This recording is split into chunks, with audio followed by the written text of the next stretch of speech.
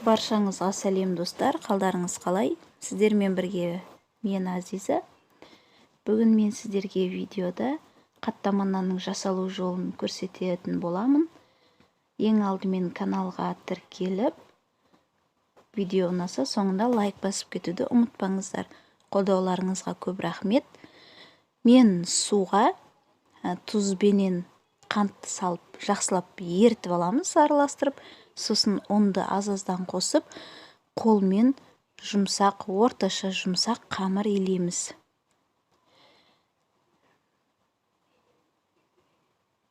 Әрдайымғыдай видеода астында описание бөлімінде толық құрамын жазып қалдырамын. Осылай қолмен жұмсақ қамыр илейміз. Сосын қамырымызды 5-10 минутқа демалдырып қоямыз. Мен қамырларды екі бөлікке бөліп домалақтап алдым. Сіздер оқтауларыңыздың көлеміне сай өздеріңіз домалақтап аласыздар әрине. Қамырды үйін жақсылап қандырып 4-5 минут елеген дұрыс. Одан кейін осылай домалақтап, тағы да бір 5-10 минутқа демалдыруға бетін жауып қоямыз. Арадан 5-10 минут уақыт өтті. Қамырымызды осылай ақырындап жайып шығамыз. Алдымен кішкентай оқтаумен жайдым, сосын үлкен оқтауменен жайып шықтым. Қамырдың жұқалығы орташа болу керек. Аса қатты жұқа болудың да қажеті жоқ. Беш бармақтың қамырынан кішкене ғана қалың болса жеткілікті. Осылай оқтауменен жұқартып отырып жайып шығасыздар. Достар, каналға жазылып кетуді ұмытпаймыз. Маған әрине приятно болады сіздер жазылып кетсеңіздер. Міне қамырымызды жайып алдық. Енді бұның бетіне ақырын ғана ерітілген маргаринді жағып шығамыз. Немесе сарымай жақсаңыздар да болады. Қатты ерітудің қажеті жоқ достар. Кішкене ғана ерітсек жетеді. Майды жағуға ыңғайлы болса болғаны.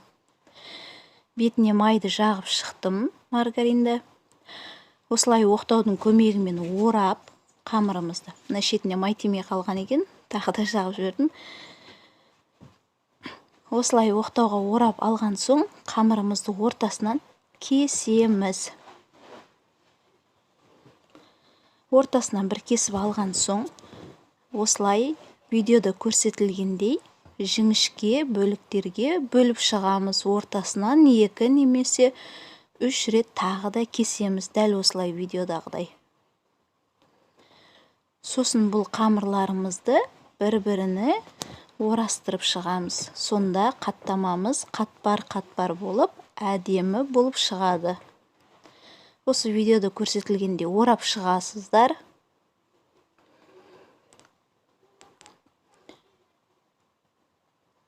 Дәл осылай қасына қосып орап кете береміз. Көлемін әрине өздеріңіз қалағандарыңыздай жасайсыздар. Сіздер мүмкін бұдан кішірек қаттаманы жасағыларыңыз келетін шығар. Осылай үстінен кішкене басып, қамырымызды салфанға салып, бір 10-15 минутқа холодильникке салып аламыз. Майлар, арасындағы майлары қатуы үшін.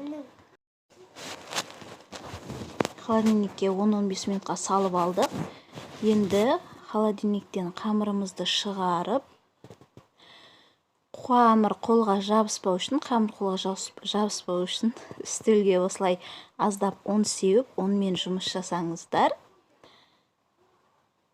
Осылай ортасынан шетіне қарай итеріп отырып, ақырын ғана өзіміз қалаған көлемдегі нанды жасап шығамыз. Осылай табаға салып 220-200 градус қыздырылған пеште мен 15-20 минут пісіріп алдым. Сіздер өздеріңіздің пештеріңіздің қалай айтады? Кейде біреулерде тоқ көп аз болады ғой, соған қарай өздеріңіз пештеріңізді түсінесіздер ғой. Нанды қай градуста пісіріп жүрсіздер, дәл сол нанның градусына қойып пісіріп аласыздар. Бетіне жұмыртқаны, жай ғана бір жұмыртқаны араластырып жағып шықтым. Бұл аса маңызды емес, жақпасаңыздар да болады.